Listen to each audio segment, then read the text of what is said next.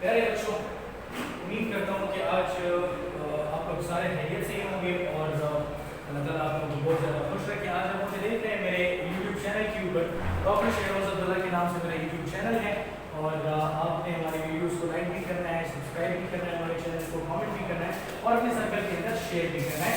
आज का टॉपिक बहुत इंपॉर्टेंट है। आज हम आपको पढ़ाएंगे चैप्टर नंबर 1, फर्स्ट ईयर की फिजिक्स पढ़ाएंगे।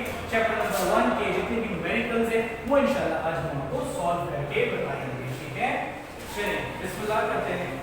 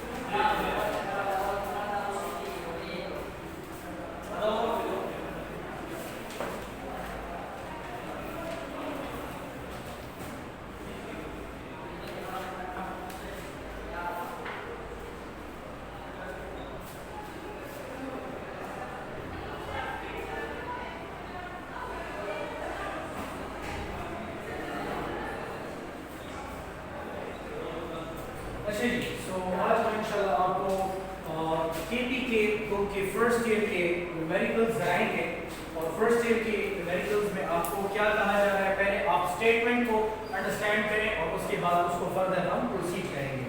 क्वेश्चन नंबर 1 की न्यूमेरिकल स्टेटमेंट देखते हैं। कहा जा रहा है कि a circular pizza is cut into 3 equal parts, ठीक है, एंड वन पार्ट या one piece of pizza is taken out. Estimate the degree measure of the angle piece of pizza and convert them into radians, and what radian of the measure of angle of the remaining part of pizza। ठीक है, simple words में अगर हम देखें तो आपको कहा जा रहा है क्वेश्चन नंबर 1 में गिवन डेटा क्या है आपके पास। आपको कह रहे हैं कि आपके पास एक पिज़्ज़ा है and we have divided that pizza into 3 equal parts। pizza ring shape का होता है mostly, so we have divided this pizza या circular shaped thing into 3 parts। याद रखें, चलिए हम इसको डिवाइड कर लेते हैं इस तरीके से।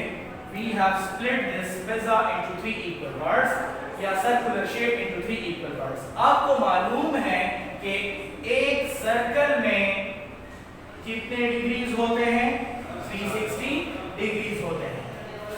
कहा जा रहा है कि ये वन पार्ट आपने इस पिज़्ज़ा से निकाल दिया, आउट कर दिया या निकाल दिया। मुझे मालूम है कि वन पार्ट कितना होगा, 360 डिवाइडेड बाय 3, इससे 120 डिग्री आ जाएगा। वन पार्ट कितने डिग्री का होगा, 120 डिग्री का होगा। अच्छा, अब ये जो रिमेनिंग पार्ट है वो कितने का होगा, पहले वो समझ लेते हैं। कितने पार्ट रह गए, this part and this part, 2 parts रह गए। तो आप लिखेंगे 120 डिग्री प्लस 120 डिग्री कितने आ गए आपके पास, 240 डिग्री। मतलब ये है कि one part of this circular pizza, one part of this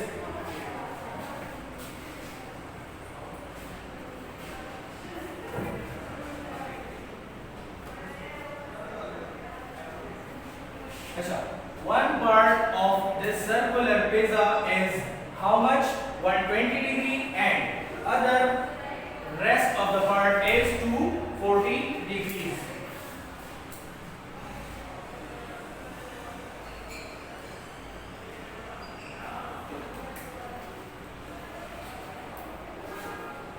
अच्छा, so one part 120 डिग्री का है और बाकी जो आपके पास 2 पार्ट्स हैं वो कितने डिग्रीज के हैं, 240 डिग्रीज के हैं। आपने करना क्या है, आपने रिक्वायर्ड ये है कि कन्वर्ट इनटू रेडियंस। आपने क्या करना है, इनको रेडियंस में कन्वर्ट कर देना है। चलिए जी, इनको हम रेडियंस में कन्वर्ट कर देते हैं और देखते हैं कि क्या आता है। सही हो गया? चलिए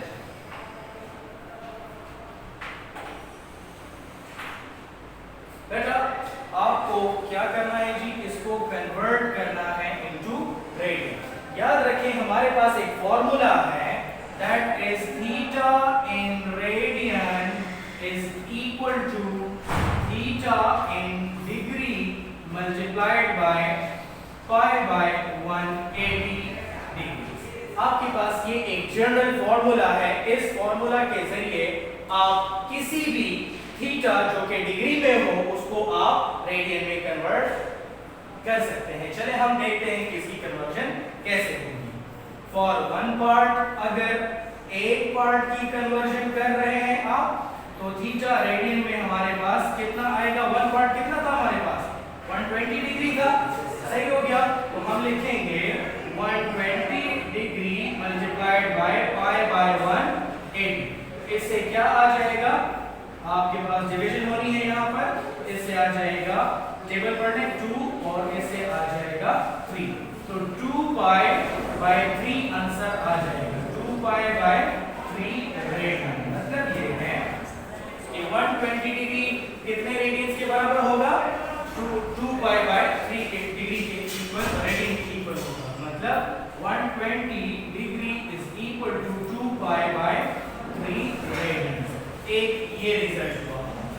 this is your first result. आपने क्या किया? वन पार्ट ऑफ पिज्जा को आपने कन्वर्ट कर दिया रेडियन में। ठीक हो गया? चलिए अब हम देखते हैं रिमेनिंग पार्ट को हम कन्वर्ट करते हैं रेडियन में। पहले तो ये देखें कि रिमेनिंग पार्ट है कितना। रिमेनिंग पार्ट 240 है। सही है? सो आपके पास रिमेनिंग पार्ट कितना है? remaining part that is 240। remaining part 240 है। फॉर्मूला नहीं चेंज होगा, फॉर्मूला वही रहेगा। आप फॉर्मूला में वैल्यूज को पुट करें तो आप लिखेंगे कि theta in radian is equal to theta in degree. तो अभी तो हमारे पास 240 है ना, तो 240 into पाई बाय 180। अब आप कैंसिलेशन करें जरा इसकी कैंसिलेशन से आपको मिलेगा, आप टेबल पढ़ें, इससे आ जाएगा 30 और इससे आ जाएगा 40। सही हो गया? अच्छा, ये 0 इस 0 से फिनिश हो जाएगा। मतलब 4 पाई बाय 3 रेडियन आंसर आ जाएगा। मतलब ये है कि 240 degree is equal to 4 pi by 3 radians. 240 degree कितने रेडियंस के इक्वल होगा? दिस मच रेडियन के इक्वल होगा। This was your first numerical. सही हो गया? अच्छा, अब जरा हम आते हैं और देखते हैं कि सेकंड न्यूमेरिकल में क्या कहा जाता है। सही है?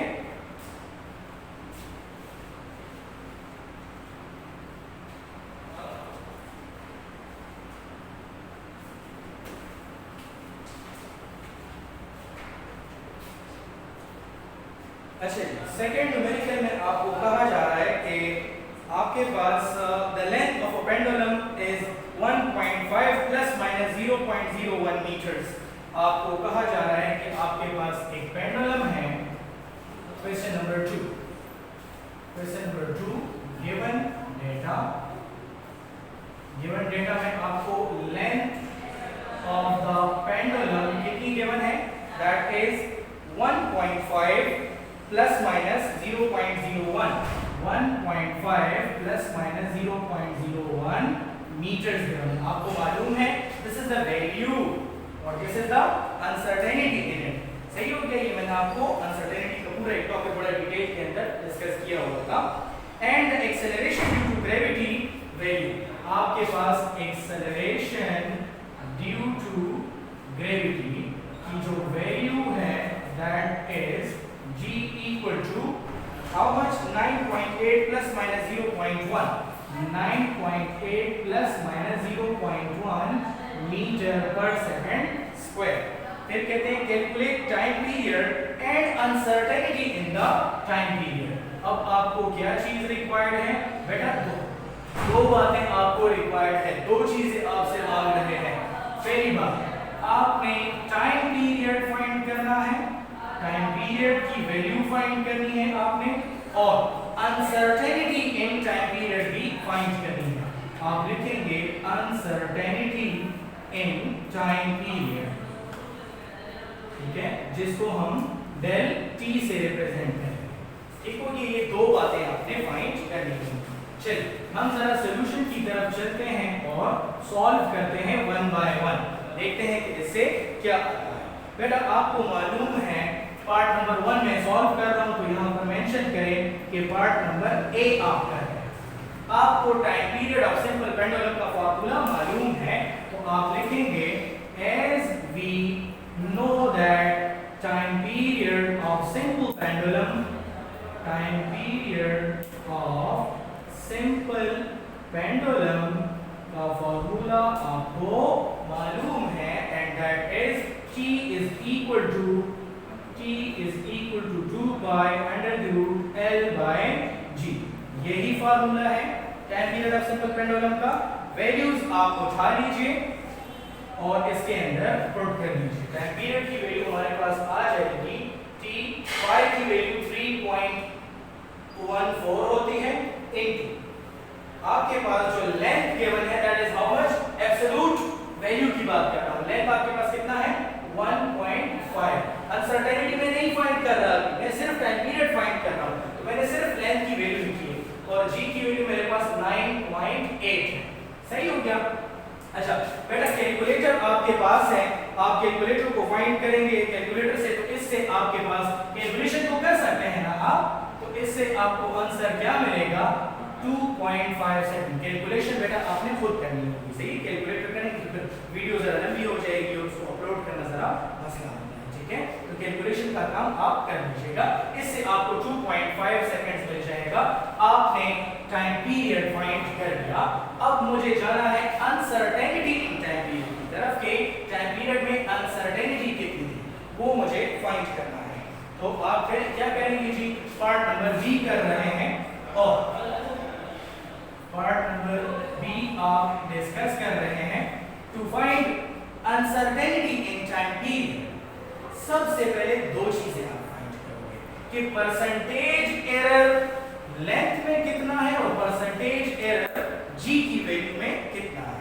आप डायरेक्ट नहीं फाइंड कर सकते। Before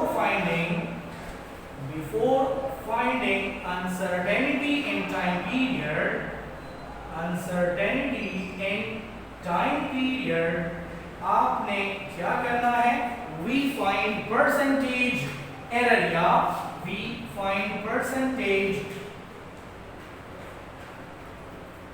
error in length and G. L और जी की वैल्यूज में परसेंटेज एरर्स फाइंड करेंगे।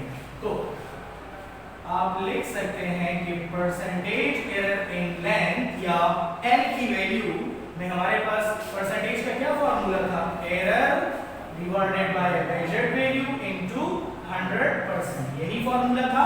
अच्छा बेटा मुझे ये बताइए कि लेंथ के लिए हमारे पास एरर कितना है 0.01, तो मैं लिखूंगा 0.01 और मेजर्ड वैल्यू लेंथ की कितनी है 1.5, तो मैं लिखूंगा 1.5 इनटू 100%। अब अक्सर बच्चों को इसकी कैलकुलेशन करना नहीं आता, उनको समझ नहीं आ रहा होता कि इसको कैलकुलेटर पे कैसे करेंगे। तो और से देखें, इसमें एक बहुत इंपॉर्टेंट स्टेप है, वो ये है कि आपने इस परसेंटेज वाले वर्ड को नहीं छेड़ना, परसेंटेज वाले वर्ड को डिस्टर्ब नहीं करना। ये परसेंटेज वाला वर्ड वैसे ही उतार दे, रहने दें। 0.01 को 100 से मल्टीप्लाई करें और जो आंसर आ जाए 1.5 पे डिवाइड करें। परसेंटेज के साथ आपका कोई ताल्लुक नहीं है, उसको एज इट इज रहने दें, आंसर भी परसेंटेज में ही आएगा। और 0.01 को 100 से मल्टीप्लाई करें और फिर 1.5 पे डिवाइड करें। तो जब आप इसको डिवाइड करेंगे तो 0.7% आपके पास आ जाएगा, सही है। तो आपके पास 0.7% आ जाएगा, सही है, 0.7%। ये आपने क्या फाइंड किया, ये परसेंटेज एरर इन लेंथ आपने फाइंड किया। ये क्या फाइंड किया, percentage error in length find किया। अब हम फाइंड करते हैं परसेंटेज एरर इन जी। जी में परसेंटेज एरर कैसे फाइंड करेंगे, फॉर्मूला नहीं चेंज होगा, ठीक है, हमारे पास g की वैल्यू कितनी है जी? हाँ जी, एरर कितना है? 0.1। तो आप लिखेंगे 0.1 एरर है, लिख लीजिए 0.1। मेजर वैल्यू कितनी है? 9.8 लिख लीजिए और 100% भी साथ में लिख लीजिए। अब आपने क्या करना है, आपने परसेंटेज को एज इट इज लिखना है, उसको आपने डिस्टर्ब नहीं करना, और 0.1 को आपने 100 से मल्टीप्लाई करना है और डिवाइड करना है 9.8 पे, तो इससे आ जाएगा 1.02%। क्या आ जाएगा? 1.02% आ जाएगा, या अगर आप इसको राउंड ऑफ करेंगे तो समहाउ 1% आ जाएगा। कितना आ जाएगा? 1% आ जाएगा। ठीक हो गया? मैंने दो बातें फाइंड की, एक मैंने percentage error in length find किया, फिर मैंने percentage error in G find किया। अब हम क्या फाइंड करेंगे? अब हम देखते हैं कि टाइम पीरियड में अनसर्टेनिटी कैसे फाइंड आउट करेंगे। तो now finding uncertainty in time period में अनसर्टेनिटी फाइंड करेंगे। आपको टाइम पीरियड का फॉर्मूला मालूम है, t = 2 पाई √L/g, यही है। अगर मैं इसको यूं लिख लूं, t = 2 पाई, इसको हम लिख लेते हैं L/g होल पावर 1/2। कोई एतराज तो नहीं है? सही कह रहा हूं, कोई मसला तो नहीं है? अजी यहां तक। अब जरा देखें, ये हो जाएगा, इसको हम लिख सकते हैं percentage error in length multiplied by 2, percentage error in G multiplied by 2। तो ये मेरे पास क्या आ जाएगा? ये मेरे पास अनसर्टेनिटी इन टाइम पीरियड की वैल्यू को फाइंड कर लेंगे। याद रखें कि आपको मैंने बताया था कि in a measurement uncertainties will be always what added. तो आपने क्या करना है, लेंथ में जितनी अनसर्टेनिटी आ गई और जी में जितनी अनसर्टेनिटी आ गई, दोनों को आपने क्या कर लेना है? ऐड करना होगा। क्या करना होगा? आपने ऐड करना होगा। ये वो ट्रिकी पॉइंट है जिसमें अक्सर बच्चे कंफ्यूज हो जाते हैं। सही है? तो आपके पास जो लेंथ की वैल्यू है और जो जी की वैल्यू है, उसको आपने क्या कर लेना है? इन दोनों को ऐड कर लेना। लेकिन 1/2 मल्टीप्लाई इसलिए होगा क्योंकि अंडर द रूट की वैल्यू 1/2 होती है। सही है? अच्छा, और जब आप इसको फाइंड आउट करेंगे, आपके पास जो वैल्यू आ जाएगी, that value is how much? वो वैल्यू आ जाएगी 0.8%। ये कैलकुलेशन आप खुद करेंगे, मैं डायरेक्ट आंसर लिख रहा हूं। चलिए, तो 0.8% आंसर आ जाएगा। सही हो गया? अब आपने अपने रिजल्ट को शो करना है। क्या करना है? रिजल्ट को शो करना है। तो आप यूं लिखेंगे, नाउ जो फाइनल रिजल्ट आपने लिखना होगा वो किस तरह होगा? जो फाइनल रिजल्ट होगा वो किस तरह होगा? Time period plus minus uncertainty in time period. तो टाइम पीरियड की वैल्यू हमारे पास कितनी आई थी? 2.5 प्लस माइनस 0.8 प्लस माइनस कैसे किया है? ये वाला 2 by under the root value is 1/2. Actually when we were doing uncertainty lecture, तो उसमें हमने बताया था कि जब भी आप uncertainty की मेजरमेंट करते हैं तो आप uncertainties को मेजरमेंट में सिर्फ ऐड करेंगे, सब्ट्रैक्ट या नहीं कर सकते, सिर्फ ऐड करेंगे। इसलिए मैंने L और G की जितनी भी uncertainties उनको ऐड कर लिया। क्या कर लिया? ऐड कर लिया। और 1/2 इसलिए मल्टीप्लाई किया क्योंकि उसके ऊपर अंडर द रूट मौजूद है। अंडर द रूट का मतलब 1/2 2 पाई इसके साथ मौजूद है, आप ओवरऑल मल्टीप्लाई कर ले लास्ट में। ठीक है, 2 पाई इसके साथ मल्टीप्लाई कर ले, वही 0.8 ही आना है। ठीक है, 2 अपनी जगह पर 3.14 पुट कर ले, एक ही आंसर है। चेक कर ले, सही हो गया। अच्छा, अब इसको मैंने क्या करना है? परसेंटेज से हटाना है। क्या करना है? परसेंटेज से हटाना है। तो मैं लिखूंगा 2.5 प्लस माइनस 0.8। परसेंटेज को हटाएंगे तो क्या लिखेंगे? 100 लगाएंगे नीचे। और ये जो अनसर्टेनिटी आई है ये कितने टाइम पीरियड में आई है? 2.5 में। तो इसके साथ अलग से मैंने 2.5 को क्या करना होगा? मल्टीप्लाई करना होगा। अक्सर बच्चे ये लास्ट में 2.5 मल्टीप्लाई करना भूल जाते हैं। ये जो डेल टी की वैल्यू मिली है ना आपको 0.8, ये कितने टाइम पीरियड में मिली है वो मेंशन करना जरूरी है लास्ट में मल्टीप्लाई करके। ठीक है, तो इसको आप फाइंड कर लीजिएगा। तो आपके पास टाइम पीरियड की वैल्यू आ जाएगी t plus minus del T 2.5 plus minus यहाँ से आपके पास कुछ रिजल्ट आ जाएगा और जो भी रिजल्ट आएगा वो आप लिख लीजिएगा और साथ में क्या लगा लीजिएगा, सेकंड्स लगा लीजिएगा, क्योंकि टाइम पीरियड का यूनिट क्या होता है, सेकंड। सही हो गया बेटा, यहाँ तक कोई मसला तो नहीं है, सही है।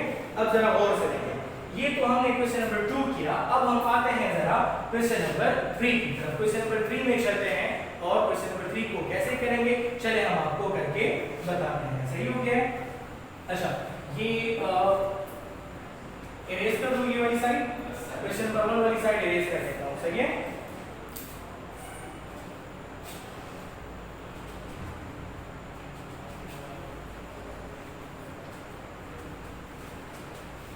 अच्छा, क्वेश्चन नंबर 3 की तरफ चलते हैं। क्वेश्चन नंबर 3 में आपको कहा जा रहा है कि आपके पास determine the area of a rectangular sheet with length this much. आपको लेंथ की वैल्यू क्या गिवन है, आपको उन्होंने लेंथ जो दिया है that is l plus minus del l और उसकी वैल्यू उन्होंने दी है 1.50 प्लस माइनस 0.02 मीटर, 0.02 मीटर। ये मेरे पास लेंथ की वैल्यू हो गई और फिर आपको कहा जा रहा है कि विड्थ कितना है, विड्थ की वैल्यू भी आपको साथ में दी गई है w plus minus del w। तो आपके पास जो वैल्यू आ जाएगी, इन्होंने जो दिया है 0.20 प्लस माइनस 0.01 मीटर, ये इन्होंने विड्थ की वैल्यू दी है। आपको क्या चाहिए, देखिए गौर से देखिए, इन्होंने थोड़ा हिडन फॉर्म में आपको एक इंफॉर्मेशन दी है। वो कह रहे हैं कि आपने एरिया भी फाइंड करना है and plus minus uncertainty in area भी फाइंड करना है। समझ आई? दो चीजें फाइंड करनी है। उन्होंने हिडन फॉर्म में आपको क्वेश्चन दिया है कि आपने एरिया भी फाइंड करना है और अनसर्टेनिटी इन एरिया भी फाइंड करना है। That means uncertainty in area. अब हम जरा चलते हैं और इसको सॉल्व करते हैं, देखते हैं कि क्या आता है। अच्छा, सो एरिया फाइंड करते हैं। एरिया फाइंड करना हमारे लिए कोई मसला नहीं है। आपको पता है कि एरिया हमारे पास लेंथ इनटू विड्थ इक्वल होता है। सो आपके पास लेंथ कितनी है 1.50 और विड्थ है 0.20। इनको मल्टीप्लाई कर लीजिएगा, आपके पास एरिया की जो वैल्यू है वो आ जाएगी and area value is how much, आपको एरिया की वैल्यू मिल जाएगी 0.3 मीटर स्क्वायर एरिया की वैल्यू मिल जाएगी। This is the value of area. Calculation करने के बाद आपको रिजल्ट मिल जाएगा। कैलकुलेशन आपने खुद करनी है, कैलकुलेशन वाला पोर्शन आपके लिए छोड़ रहा हूं, बाकी उसकी फिजिक्स में डिस्कस कर रहा हूं। सही है। नाउ फाइंडिंग अनसर्टेनिटी इन एरिया, फाइंडिंग अनसर्टेनिटी इन एरिया। एरिया में आपने अनसर्टेनिटी फाइंड करनी है, तो आप एरिया में अनसर्टेनिटी कैसे फाइंड आउट करेंगे? मुझे ये बताइए कि एरिया डिपेंड किन क्वांटिटीज पे करता है, लेंथ पे और विड्थ पे। अगर आप अनसर्टेनिटी फाइंड करना चाहते हैं एरिया में, तो आपको क्या करना होगा, percentage error in length and फिर percentage error in width find करना होगा। उसके बाद अनसर्टेनिटी फाइंड की जा सकेगी। तो आप लिखेंगे first we find percentage error in length and percentage error in width। दो चीजें आप पहले फाइंड करेंगे, percentage error in length और percentage error in width। ये दो चीजें आप पहले फाइंड करेंगे। तो कैसे करेंगे? आपको मालूम है कि percentage error in length का formula error divided by measured value into 100% होता है। सही कह रहा हूं? ऐसे ही है। लेंथ में एरर कितना है आपके पास 0.02 और मेजर्ड वैल्यू कितनी है 1.50 into 100%। तो आपके पास कितना आ जाएगा परसेंट, वैसे ही लिख दीजिएगा। और परसेंटेज एरर इन लेंथ जब आप फाइंड करेंगे तो आपको 1.33 मिलेगा। 1.33% या मैं जस्ट 1% भी राउंड ऑफ करने के बाद लिख सकता हूं। अब मैंने percentage error in width find करना है। सही है। परसेंटेज एरर इन विड्थ कैसे फाइंड करेंगे? फॉर्मूला नहीं चेंज होगा, इससे आ जाएगा। एरर की वैल्यू क्या है आपके पास फिट में 0.01 0.01 और मेजर वैल्यू कितनी है 0.20 into 100%। तो percentage error in width percent लिख लीजिएगा और 0.01 को 100 से मल्टीप्लाई करके 0.20 पे डिवाइड कर लीजिएगा तो विड्थ की जो अनसर्टेनिटी है एरर है वो 5% आ जाएगा। कितना आ जाएगा 5% आ जाएगा। सही है। अब आपको मालूम है कि in reading uncertainties will be always what added. आप क्या करेंगे हमेशा ऐड करेंगे। तो आप लिखेंगे del a equal to percentage error in length plus percentage error in width. क्योंकि अनसर्टेनिटीज तो हमेशा ऐड की जाती है ना। आप ऐड कर लीजिएगा। लेंथ के लिए जो अनसर्टेनिटी है हाउ मच दैट इज 1%। तो आप लिख लीजिए 1% प्लस विड्थ के लिए जो अनसर्टेनिटी है दैट इज 5%। तो del a की वैल्यू आपको कितनी मिल जाएगी आपको 6% मिल जाएगी। सही हो गया। अच्छा अब आपने अपना फाइनल रिजल्ट शो कैसे करना है। चलिए फाइनल रिजल्ट हम आपको शो करके बताते हैं। फाइनल रिजल्ट आप कैसे शो करेंगे। फाइनल रिजल्ट आप ऐसे शो करेंगे।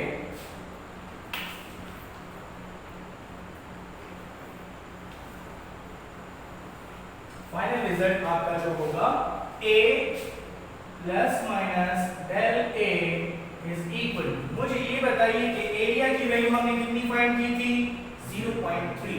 लिखिए जरा 0.3 लिख लिया और प्लस माइनस लगाएं। अनसर्टेनिटी हमने कितनी फाइंड की है 6%। तो आप लिखेंगे 6%। सही हो गया।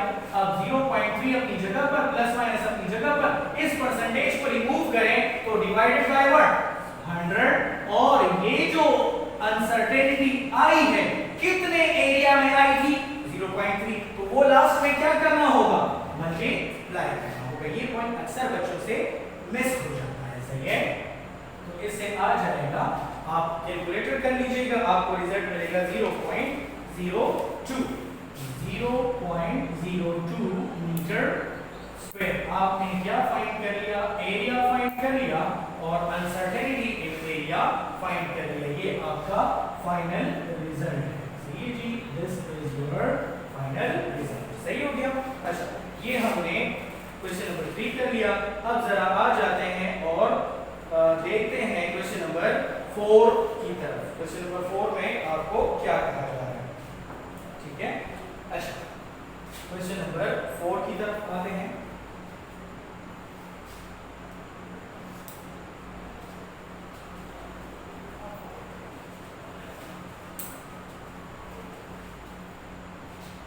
अच्छा क्वेश्चन नंबर 4 को करने से पहले आपने दो बातें अंडरस्टैंड कर लेनी है।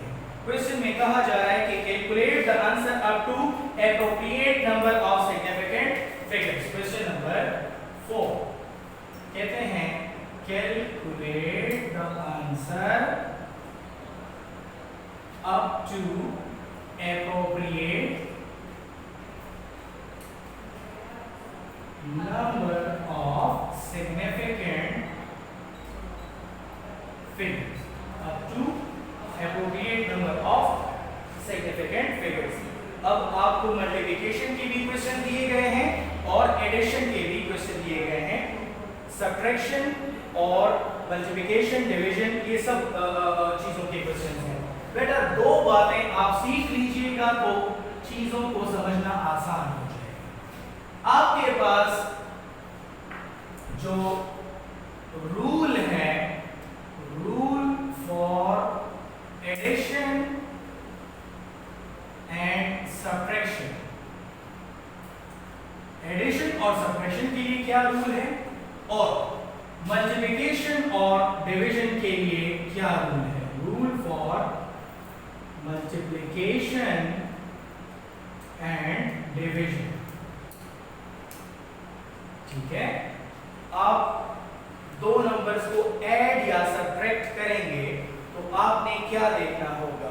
आपने लीस्ट प्रीसाइज नंबर को देखना होगा। लीस्ट प्रीसाइज नंबर को देखना होगा। कैसे मैं भी आपको करके बताऊंगा कैसे देखना होगा। मैं करके बताऊंगा। चलिए मल्टीप्लिकेशन और डिवीजन के लिए आपने देखना होगा लीस्ट सिग्निफिकेंट फिगर को। आपने देखना होगा least significant figure, least significant figure को आपने देखना होगा। सही है, चलिए मैं आपको क्वेश्चन करके बताता हूँ। मोबाइल बस कैलकुलेशन को जरूरत है, मोबाइल लिखा है जरा कैलकुलेशन कर मैं बता रहा हूँ।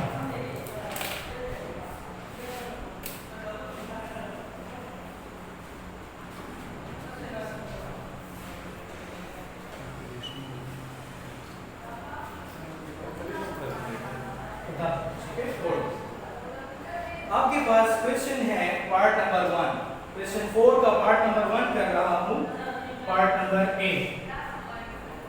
मेरे जरा पार्ट नंबर 8 बोलिए।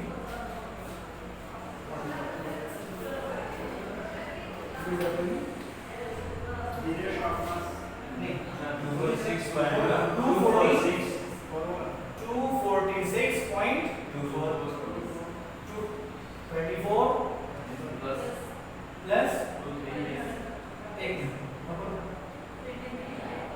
23.278 प्लस 98.3। सही हो गया। आपके पास ये नंबर है, आपने क्या करना है, इन तीनों को ऐड करना है। सही हो गया। अब जरा गौर से देखें, मैं कौन सा रूल यूज करूंगा, एडिशन वाला रूल यूज करूंगा। मुझे क्या देखना है कि लीस्ट प्रीसाइज क्या है, लीस्ट प्रीसाइज। आपको मालूम है कि मैंने आपको बताया था कि डॉट के बाद जो नंबर होता है, डॉट के बाद जो डिजिट्स होते हैं, वो आपको किसी भी रीडिंग की प्रिसिशन बताते हैं। फॉर एग्जाम्पल, मैं अगर 0.1 मीटर लिखता हूं या 0.1 मिलीमीटर लिखता हूं, तो मतलब ये है कि पॉइंट के 1 डिजिट तक वर्नियर कैलिपर्स मेजरमेंट करके दे सकता है। मतलब ये रीडिंग मैंने वर्नियर कैलिपर से लिया है। सही हो गया। 0.01 अगर मैं लिखता हूं, मतलब डॉट के बाद 2 डिजिट्स तक मेजरमेंट स्क्रू गेज कर सकता है। मतलब डॉट के बाद ये जो 2 डिजिट्स हैं और ये 1 डिजिट है, ये मुझे बता रहे हैं कि कौन सी रीडिंग ज्यादा प्रिसाइज है। मुझे पता लग रहा है कि ये वर्नियर कैलिपर से लिया गया है और ये स्क्रू गेज से लिया गया है। मतलब ये है कि स्क्रू गेज से जो रीडिंग आपने ली है वो ज्यादा प्रिसाइज है compare to what reading taken through vernier caliper. तो reading taken through screw gauge is more precise। ठीक है। अच्छा, अब जरा हम देखते हैं, अब जरा इन तीनों नंबर्स को आप ऐड करें, जरा इन तीनों नंबर्स को ऐड करें। आपके पास ये जो रीडिंग है, ये डॉट के बाद कितने डिजिट तक है, 2 डिजिट। ये रीडिंग डॉट के बाद कितने डिजिट तक है, 3 डिजिट तक। ये रीडिंग डॉट के बाद कितने डिजिट तक है, 1 डिजिट तक। जब आप इन तीनों को ऐड करेंगे, मुझे ये बताइए कि लीस्ट प्रिसाइज इन तीनों रीडिंग्स में से ज्यादा प्रिसाइज कौन सा है, डॉट के बाद कौन सा आपको ज्यादा इंफॉर्मेशन दे रहा है। दरमियान ये रीडिंग जो है ना, लीस्ट प्रिसाइज, मतलब ज्यादा इंफॉर्मेशन आपको दे रहा है। मतलब आपका जो आंसर होगा वो वैसे तो बहुत बड़ा आंसर आएगा आपका, लेकिन आपने सिर्फ डॉट के 3 डिजिट तक जाना है। कितने डिजिट तक आपने जाना है, 3 डिजिट तक। क्यों? क्योंकि ये वाला लीस्ट प्रिसाइज है, मतलब ये आपको ज्यादा इंफॉर्मेशन दे रहा है। जरा कैलकुलेट करके बताएं क्या क्या इनसे।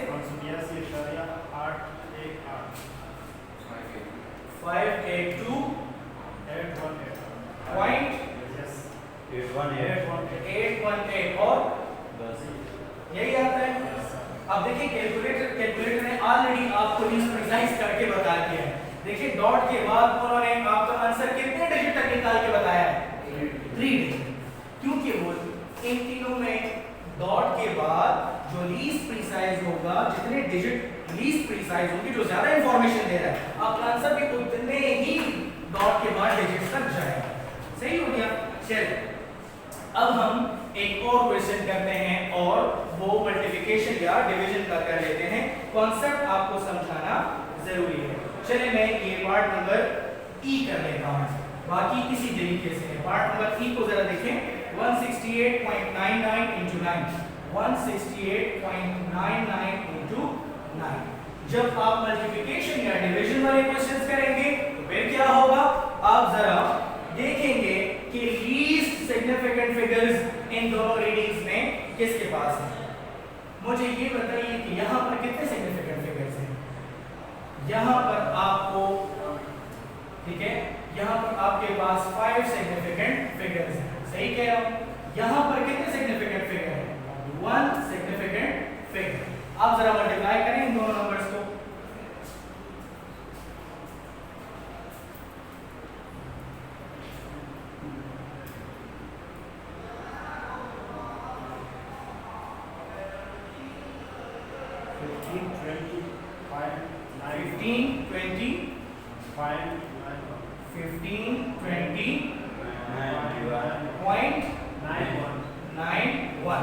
अब जरा देखें कि डॉट के बाद किसके पास कम significant digits? Least significant figures. Dot के बाद यहाँ पर 2 सिग्निफिकेंट फिगर, डॉट के यहाँ पर तो डॉट नहीं है, खुद 9 खुद और डाउटफुल है या सिग्निफिकेंट है, तो इनमें से इन दोनों में लीस्ट कौन सा है? 9 है। तो आपका जो आंसर है वो भी डॉट के बाद सिर्फ 1 डिजिट तक जाना होगा। डॉट के बाद कितने डिजिट तक जाना होगा? सिर्फ 1 डिजिट तक आपने जाना होगा। यहां तक आपने डॉट के बाद इन दोनों में जो लीस्ट वाला हो, आपने डॉट के बाद सिर्फ एक ही उतनी ही डिजिट तक आपने जाना। यहां तक क्लियर हो गया। मैंने आपको बेसिक कॉन्सेप्ट दिया कि एडिशन या सब्ट्रैक्शन में आप लीस्ट प्रीसाइज की तरफ जाएंगे और मल्टीप्लिकेशन एंड डिवीजन में लीस्ट सिग्निफिकेंट फिगर की तरफ जाएंगे। ठीक है। अच्छा, इसके जो बाकी पार्ट्स हैं वो भी इन्हीं 2 रूल्स के ऊपर घूम रहे हैं। ठीक है, तो आपने कर लेना है। क्वेश्चन नंबर 5 भी इसी तरीके से है। क्वेश्चन नंबर 6 आपको डायमेंशंस फाइंड करके बताना था कि प्लैंक्स कांस्टेंट का क्या डायमेंशन होता है, ग्रेविटेशनल कांस्टेंट कैपिटल जी का क्या कांस्टेंट होता है। ठीक है। और क्वेश्चन 7 है कि काइनेटिक एनर्जी की आपने डायमेंशन फाइंड करनी है और पोटेंशियल एनर्जी की डायमेंशन फाइंड करनी है। ये वो क्वेश्चन है जो ऑलरेडी मैंने आपको कॉम्प्रिहेंसिव में करवाए गए थे। जब डायमेंशंस में करा रहा था तो ये सारे एग्जांपल्स मैंने कराए थे कि नहीं कराए थे? कराए थे। ठीक है। सो मेरी वीडियो इसके ऊपर मौजूद है ऑलरेडी मेरे चैनल के ऊपर। तो ये वो एग्जांपल है जो ऑलरेडी मैंने कराए हुए थे, वहां से आप उसको देख सकते हैं। सही हो गया। सो उम्मीद करता हूं कि आज का लेक्चर आपको पसंद आया होगा। ठीक है, और आपने एंजॉय किया होगा। बहुत क्लियर साफ अल्फाज में हमने चीज़ों को एक्सप्लेन किया है। ठीक है। आप लास्ट में हमारे चैनल को लाइक भी करें, सब्सक्राइब भी करें, कमेंट भी करें और शेयर भी करें अपने सर्कल के अंदर। स्क्रीन के ऊपर आपको मेरा व्हाट्सएप नंबर नजर आ रहा होगा। कोई भी सजेशन देना चाहते हैं, कोई मशवरा देना चाहते हैं या किसी भी कोई इम्प्रूवमेंट की गुंजाइश आपको नजर आए, अगर हमसे डिस्कशन करना चाहते हैं तो ज़रूर व्हाट्सएप के ऊपर आप कॉल व्हाट्सएप हमें कर सकते हैं। ये स्क्रीन के ऊपर आपको नंबर भी नजर आ रहा है और मैंने व्हाट्सएप नंबर भी बोर्ड के ऊपर लिख दिया है। कोई मसला हो, कोई सजेशन हो, कोई इम्प्रूवमेंट की गुंजाइश हमारी वीडियोस में नजर आए आपको, फील फ्री टू टॉक। इंशाल्लाह हम उसको इम्प्रूवमेंट लेकर आएंगे। ठीक है। Thank you for watching. अल्लाह हाफिज़। फी अमान।